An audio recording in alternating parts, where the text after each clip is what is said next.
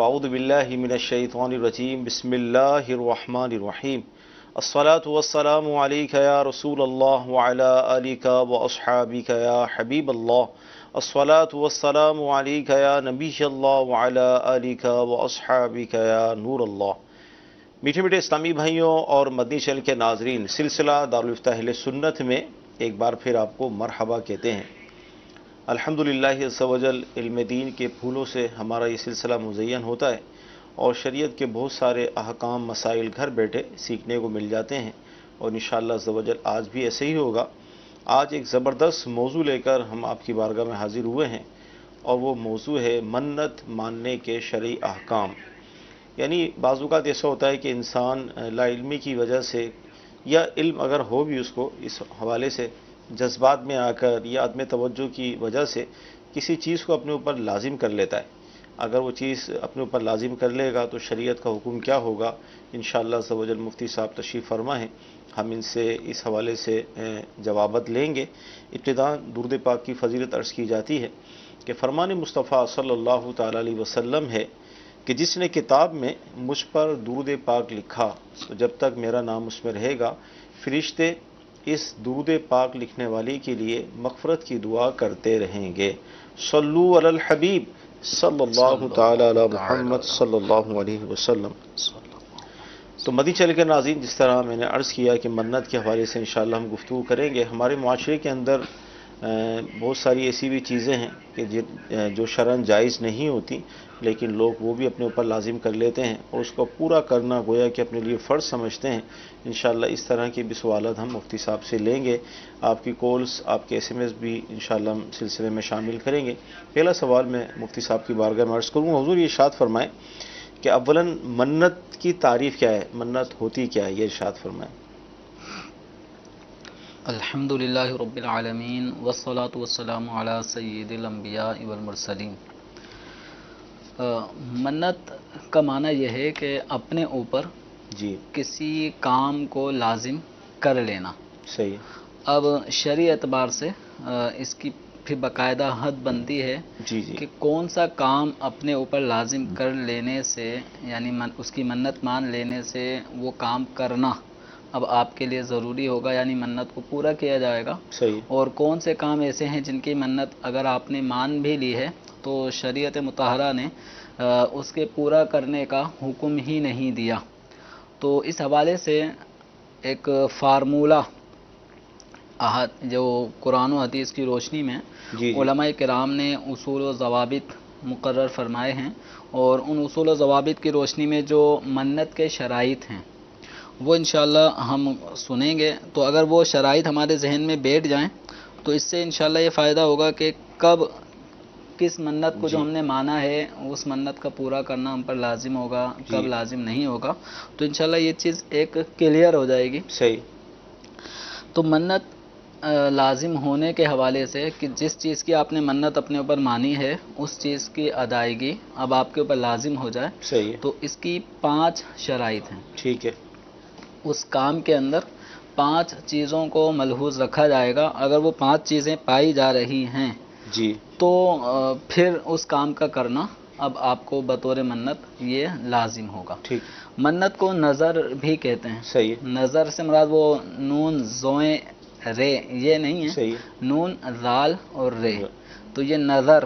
صحیح۔ ٹھیک ہے، جیسے بزرگوں کی بارگاہ میں کوئی چیز نظر کی جاتی ہے تو وہاں پہ جو لفظ آتا ہے، تو منت اور نظر یہ ایک ہی معنوں میں استعمال ہونے والی چیز ہیں، اور قرآن پاک میں بھی اس کے لیے نظر کے الفاظ استعمال کیے گئے ہیں۔ وما انفقتم من خیر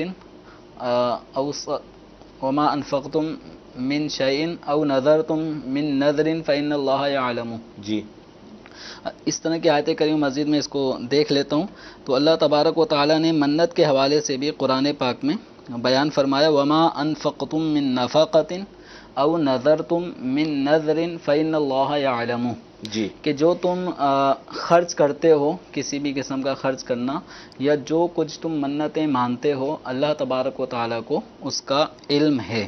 صحیح۔ تو اب منت لازم ہونے کے لیے چند چیزوں کو سامنے رکھنا ضروری ہے۔ ان میں سے ایک شرط یہ ہے کہ وہ منت جس کام کی آپ مان رہے ہیں اس کی جنس میں سے کوئی نہ کوئی عمل واجب ہو. ٹھیک ہے.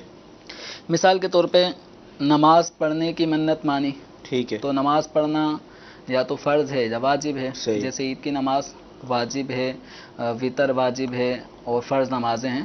تو جس عمل کو آپ نے اپنے اوپر لازم کرنا ہے وہ عمل ایسا ہو کہ اس جیسا کام شریعت مطہرہ نے آپ پر واجب یا فرض کیا ہو. ٹھیک ہے.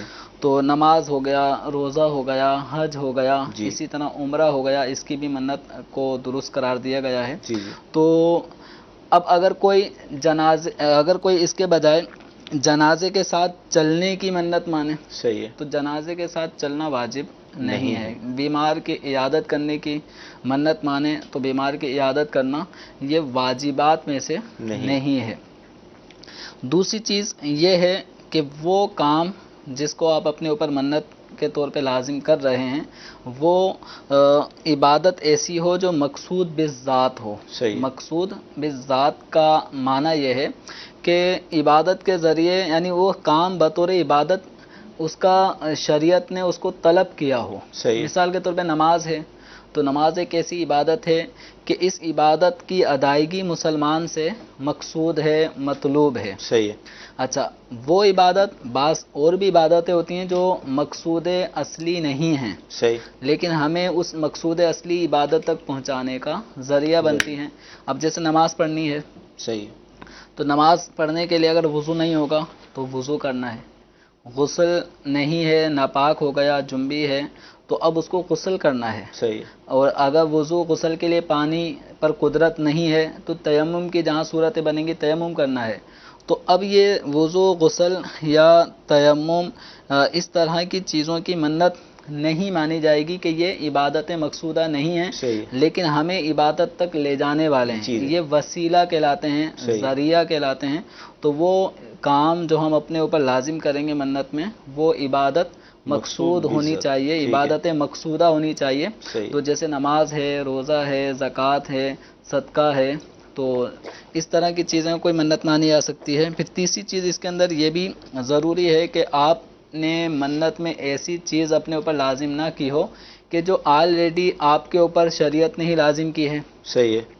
مثال کے طور پہ کوئی شخص یہ منت مانتا ہے کہ اگر میرا یہ کام ہو جائے گا تو میں ظہر کی نماز با جماعت پڑھوں گا. تو ظہر کی نماز تو ویسے بھی لازم تھی، پھر با جماعت پڑھنے کے جو احکام وہ تو شریعت نے ایک مکلف شخص پر ویسے ہی اس کو واجب قرار دیا ہے. تو نماز پڑھنے کی منت ماننا یہ منت شرعی نہیں بنے گی. یعنی اب اگر کسی نے نماز نہیں پڑھی جماعت سے یا نماز معاذ اللہ کسی نے ظہر کی نہیں پڑھی تو اس صورت میں یعنی یہ منت بنی نہیں، آدمی گناہ گار ضرور ہوگا. اسی طرح وہ چیز کہ چوتھی چیز اس کے اندر یہ نوٹ کرنی ہے کہ جس کام کو اپنے اوپر لازم کیا جا رہا ہو منت کے ذریعے وہ کوئی گناہ کا کام نہ ہو. صحیح ہے. تو اب جیسے مثال کے طور پہ کسی نے یہ نیت کر لی کہ عید کے دن روزہ رکھوں گا. صحیح ہے.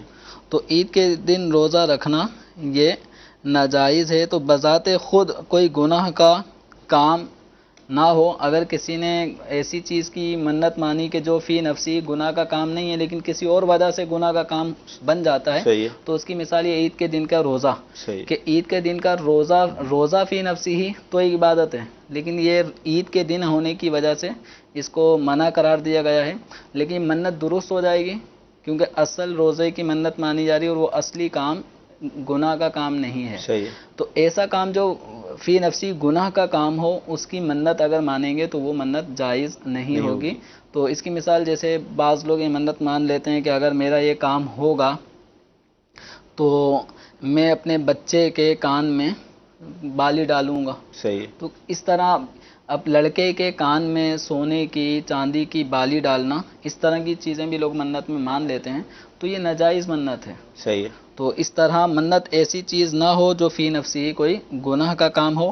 اور چوتھی چیز یہ ہے کہ وہ منت میں مانا ہوا کام ایسا نہ ہو جس کو عمل میں لانا ہی محال اور ناممکن ہو. اب کسی نے ایسی منت مانی میرا یہ کام ہوگا تو میں پچھلے ہفتے جو دن گزر چکا ہے اس میں روزہ رکھوں گا.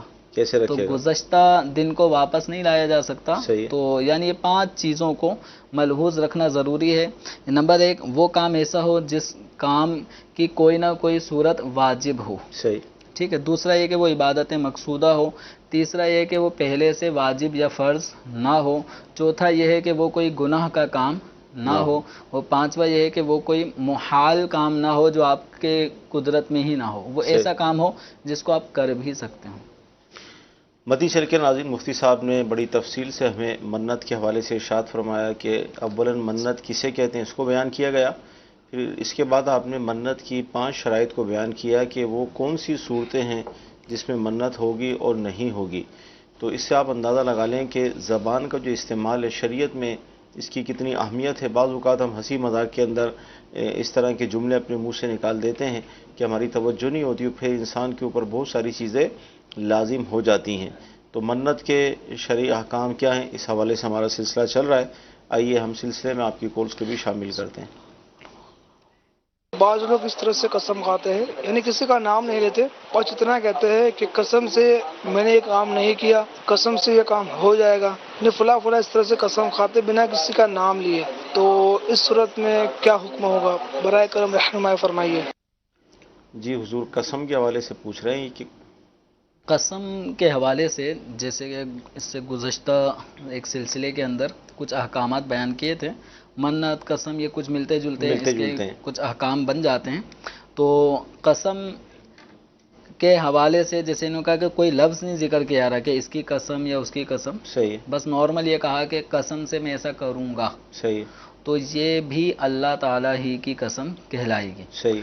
اب اگر مستقبل میں کسی کام کے کرنے کے حوالے سے قسم اٹھائی گئی تھی کہ قسم سے میں یہ کام کروں گا، اب اس کام کو کیا جائے گا تو قسم پوری ہوگی. صحیح. اور اگر وہ کام نہیں کیا تو وہ کام نہ کرنا ثابت ہو گیا کہ اس نے یہ کام نہیں کیا. مثال کے طور پہ کسی نے کہا کہ جمعے کے دن میں آپ کے گھر خدا کی قسم پہنچ جاؤں گا، صحیح. یا خدا کا لفظ ذکر نہیں کیا، یوں کہا کہ قسم سے میں آپ کے گھر جمعے کے دن پہنچ جاؤں گا، اور جمعے کے دن نہیں پہنچا تو قسم ٹوٹ گئی، کفارہ لازم ہوگا. صحیح. یا کسی کام کے نہ کرنے کے بارے میں قسم کھائی تھی کہ قسم سے یہ کام نہیں کروں گا، قسم سے جھوٹ نہیں بولوں گا، اور جھوٹ بولنے میں آ گیا تو قسم ٹوٹ گئی، کفارہ لازم ہوگا.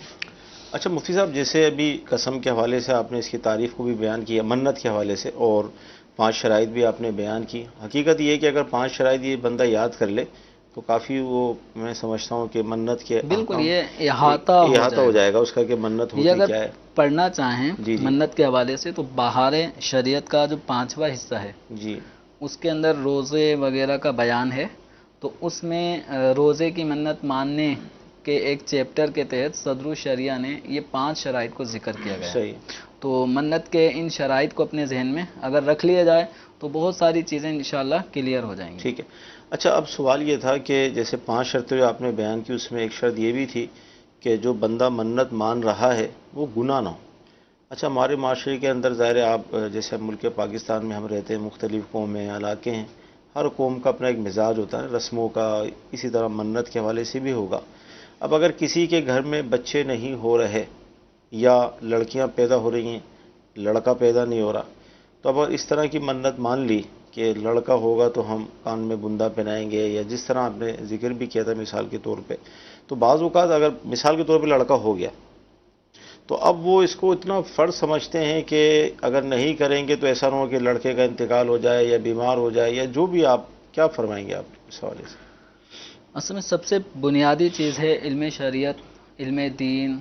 اسلام، قرآن و سنت ہمیں کیا تعلیم فرما رہا ہے، تو اس کے حوالے سے ایک مسلمان کو اویئرنیس ہونی چاہیے.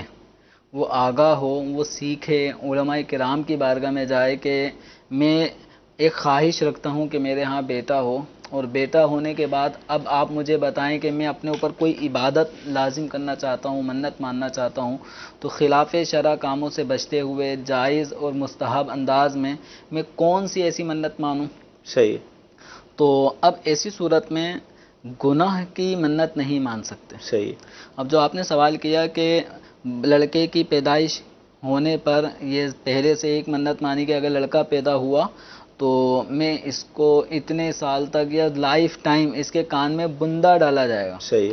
اور عام طور پہ وہ چھوٹا بچہ جب تک نابالغ ہوتا ہے تو اس وقت تک اس بچے پہ تو گناہ نہیں ہے، صحیح لیکن اب وہ بچہ بالغ ہو چکا ہوتا ہے، نوجوان ہو چکا ہوتا ہے، اور اس کے باوجود وہ اپنے کان میں بندہ ڈالتا ہے. ایک بندہ ڈالا ہوا ہوتا ہے، بالی ڈالی ہوئی ہوتی ہے اس نے سونے کی یا چاندی جس کی بھی، تو اب وہ اس سب چیزوں کو جانتے ہوئے کہ یہ ناجائز ہے، صحیح لیکن بس وہ اپنے خاندان، اپنے رسم و رواج اور ایک خیال باطل کی صحیح. وجہ سے اس کام کو کیا ہوا ہوتا ہے. کیوں ایک آپ نے سوال میں جس کا ذکر کیا ہے کہ اگر ایسا نہیں کیا تو بچہ نہ مر جائے، صحیح تو یہ ایک وہم ہے، صحیح شیطانی وسوسہ ہے، خیال ہے، اور اس کو جھڑکنا چاہیے صحیح کہ اگر بندے، یعنی ایسا نہیں ہے کہ بندہ جب تک پہنا رہے گا تو جیے گا، صحیح. کلو نفس ذائقۃ الموت، صحیح جب موت کا وقت آ جائے گا تو اس وقت یہ بندہ بچائے گا نہیں، صحیح بات. ٹھیک ہے. تو اس لیے شریعت مطہرہ ہی کی پابندی کی جائے گی. اولاً تو یہ منت ماننا ہی ناجائز ہے، صحیح اور ایسی منت کو پورا نہیں کیا جائے گا. اور شریعت مطہرہ احادیث کی روشنی میں ہے کہ جب کسی نے گناہ کی منت مانی ہے تو اس گناہ کی منت والے کام کو، گناہ کے کام کو نہیں کرے گا، اس کا کفارہ ادا کرے گا. صحیح اور اس کا وہی کفارہ ہے جو قسم کا کفارہ ہوا کرتا ہے. تو اگر کسی نے گناہ کی منت مانی ہے تو اس گناہ کے کام کو وہ کرے، تو ایک تو منت ماننا ناجائز، اور دوسرا اپنے اوپر اس منت کو لازم سمجھتے ہوئے عمل میں لانا، یہ دوسرا ایک ناجائز کام ہوگا. صحیح تو جب تک بچہ نابالغ ہے تو اس کو پہنانے والے گناہ گار، اور جب وہ بچہ بالغ ہو چکا تو اب یہ گناہ کا سلسلہ اس بچے کی طرف بھی، اب جو بالغ ہو چکا اس صحیح. کی طرف بھی صلاحیت کرے گا کہ اس کو بھی اپنے کان میں بندہ بالی ڈالنا جائز نہیں ہوگا. صحیح اور یہ خیال ذہن سے نکال دیں کہ اگر ہم نے اس منت کو پورا نہیں کیا تو یہ ہمارا بچہ مر جائے گا. صحیح تو بس اوقات یہ خوف دل میں ایسا بیٹھ چکا ہوتا ہے کہ ان کو نکالنا بھی چاہیں کہ ایسا نہیں ہے، آپ نہیں پہنائیں بالی، لیکن وہ یہ کہتے ہیں نہیں ہم نے منت چونکہ مانی دی، اگر نہیں پہنائیں گے تو کہیں ہمارا یہ بچہ فوت نہ ہو جائے. صحیح تو اللہ تبارک و تعالیٰ کی عطا ہوتی ہے، وہ جب چاہے لے لیں، جب تک اس نے وقت دیا ہے آپ کے پاس رہے گا بچہ، صحیح تو ہو سکتا ہے آپ اس سے پہلے انتقال کر جائیں، صحیح بچہ اپنی زندگی بہت طویل پالیں.